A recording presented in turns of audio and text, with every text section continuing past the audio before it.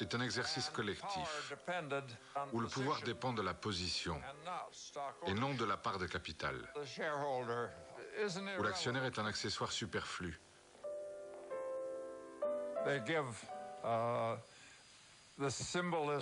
Il donne la symbolique de la propriété privée et du capitalisme. Mais quand il s'agit du fonctionnement réel de la compagnie,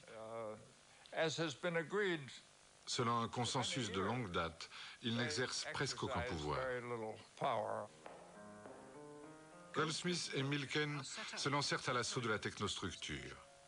Leur arme était les millions de dollars qu'ils emprunteraient en promettant de payer de gros intérêts. Ils étaient convaincus de pouvoir le faire parce que les grandes compagnies recelaient des trésors cachés qu'ils pourraient libérer et vendre.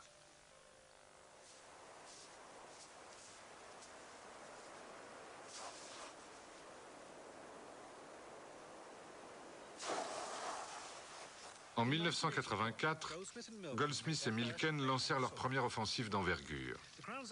Crown Zellerbach possédait d'immenses forêts à travers les États-Unis. À partir du bois, elle fabriquait une grande partie des produits en papier vendus aux États-Unis et employait des milliers d'ouvriers. Crown Zellerbach était géré depuis San Francisco par un petit groupe de managers internationaux. Il y avait un empire qu'il dirigeait. Goldsmith et son équipe allèrent déposer leur offre d'achat au quartier général de Crown Zellerbach. Le monde dans lequel ils pénétrèrent incarnait l'existence opulente d'une élite patricienne qui gérait l'Amérique depuis 50 ans.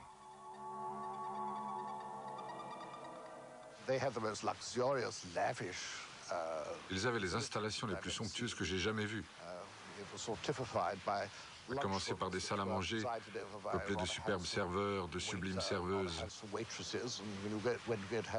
Et quand vous alliez déjeuner, on ne vous proposait pas un verre, mais on vous demandait de manière assez pompeuse de choisir votre ambiance. Je suis d'abord resté perplexe, puis j'ai découvert qu'ils avaient une machine idiote qui pouvait produire le bruit de la marée, ou d'une pluie d'automne, ou des pépiments d'oiseaux. Et on pouvait choisir le fond sonore de son déjeuner. Absurde. Et les actionnaires? Les actionnaires sont des gens très passifs, comme en témoigne le fait que très peu signent leur procuration. Soit ce sont des retraités qui vivent de leurs dividendes, soit ce sont des gestionnaires de fonds. Mais ils n'ont pas de lien direct avec la société. Regardez l'affluence d'une assemblée annuelle des actionnaires. C'est l'exemple classique.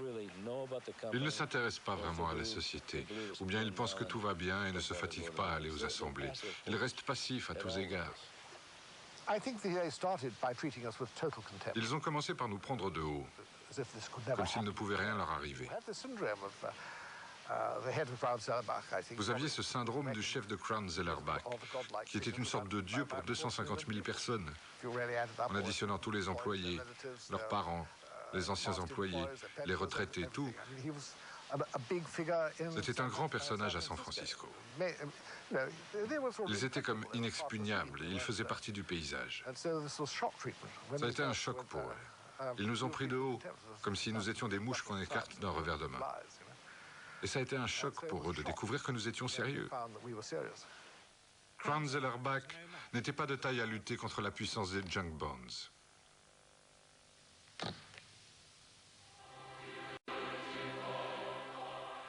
Utilisant l'argent emprunté, Goldsmith ramassa les titres en bourse et les dirigeants ne purent rien faire pour l'arrêter. Du jour au lendemain, il devint l'un des plus grands propriétaires fonciers des États-Unis. Goldsmith entreprit aussitôt de dépecer la société. Il vendit des usines et licencia des milliers d'employés. Il fit cela pour payer les intérêts, mais engrangea aussi un énorme profit pour lui-même. Les banquiers de Drexel appelaient cela la reconstruction des États-Unis par les forces du marché. Prise de contrôle hostile. Hostile à qui? Elle n'est pas hostile aux actionnaires, aux propriétaires. Elle n'est pas hostile aux employés. sauf pour ceux qui sont virés. Elle n'est pas tournée contre eux. Si seulement nous avions eu une vague de prise de contrôle hostile dans les années 50, nous aurions toujours une industrie de l'acier digne de ce nom. Nous avons exporté tous ces emplois en Asie du Sud-Est parce que nous n'avons pas su prendre les décisions ici. Et tout le monde parle d'attaque, d'obligations pourries, de prise de contrôle hostile. Lâchez-moi un peu.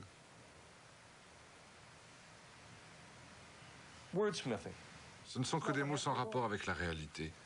Le marché fonctionne, l'économie tourne. Goldsmith devint l'un des chefs de file du mouvement des prises de contrôle hostiles. D'obscurs hommes d'affaires, guidés et financés par Michael Milken, commencèrent à s'emparer des vieilles compagnies américaines. Quelle que fût la taille de la cible, Milken arrivait toujours à lever plus d'argent que nécessaire. Et chaque fois qu'une nouvelle compagnie tombait, les banquiers faisaient graver une plaque commémorative. Celle-ci représente une partie des opérations de Drexel. Ce sont mes clients, une petite partie des clients de Drexel que nous avons financés. Et nous avons là, sur 4 ou 5 ans, près de 20 milliards de financements. Par exemple, il y a l'opération National Can de 365 millions pour Nelson Peltz. Il y a différentes tranches de financement pour Ronald Perlman de Revlon, pour un total d'environ 3 milliards de dollars. La plupart sont des opérations montées par Milken dans les années 80. Des obligations pourries? Oui, à haut rendement. On peut dire pourri, on peut dire à haut rendement. Vous préférez à haut rendement? Ça n'a plus d'importance.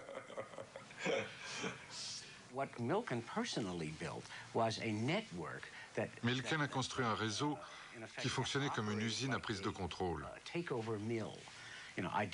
Identifier une cible, la mettre en joue, l'exploser. Identifier, mettre en joue, exploser. Identifier, mettre en joue, exploser. Milken était à la tête de toutes les opérations. Il était comme le commandant suprême des armées. Goldsmith était une de ses armes majeures, mais pas la seule. Il faut considérer Goldsmith comme un personnage de transition, un des agents du changement, un de ceux qui ont arraché les manettes du pouvoir à l'Amérique institutionnelle et au gouvernement pour les livrer au marché, à l'arbitrage quotidien de la bourse. Le but de Goldsmith était de tirer autant d'argent que possible des sociétés dont il prenait le contrôle, tant pour les actionnaires que pour lui-même. Pour cela, il éliminait systématiquement les surcoûts. Un certain Al Dunlap était chargé de la besogne. Dunlap avait forgé un nom pour décrire ce qu'il faisait. Il appelait cela le downsizing, la cure d'amaigrissement. Son propre surnom était la tronçonneuse. J'ai été le premier cadre dirigeant à réellement pratiquer le downsizing à grande échelle, le dégraissage, et qui soit prêt à en parler, prêt à plaider que c'était absolument nécessaire. Nous opérions sur des sociétés malades. Nous éliminions des cancers. Parfois, cela pouvait toucher jusqu'à 30 ou 35% du personnel. Et il faut bien sûr fermer les établissements qui n'auraient jamais dû être ouverts. Nous avions à cœur l'intérêt des actionnaires, des propriétaires de la société, de ceux qui étaient là avant nous et de ceux qui avaient investi avec nous. Parce que pour nous, les actionnaires sont les propriétaires de la compagnie.